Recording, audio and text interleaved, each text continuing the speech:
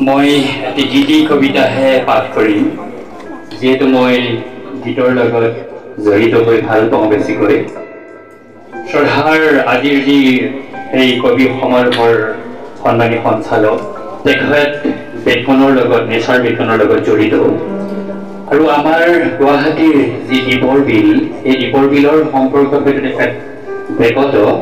যে দীপৰ বিল এতিয়া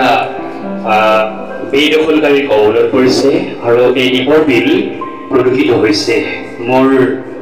শাস্ত্ৰীয় সংগীতৰ গুৰুজনে কৈছিল যে বিমান তুমি এটি দীপৰ বিলক লৈ কবিতা লিখা মই তাৰ আগতে কাজিৰঙাক লৈ লিখিছিলোঁ সেয়েহে মই অকণমান মোৰ সম্যক জ্ঞানেৰে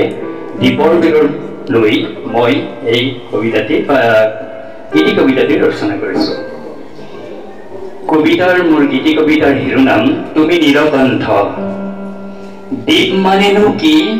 দ্বীপ মানে হাতী দ্বীপৰ বিলতে হাতী পক্ষী জলক এৰি কৰে আপোন পাহৰি সেউজীয়া আচল টানি আত্মহাৰা তাতে প্ৰকৃতি গানে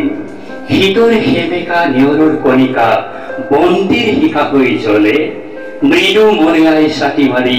বিদায় সৰকৰ সুধা সঞ্জীৱনী তুমি সমন্বয় সাধনা ৰামচৰ ক্ষেত্ৰ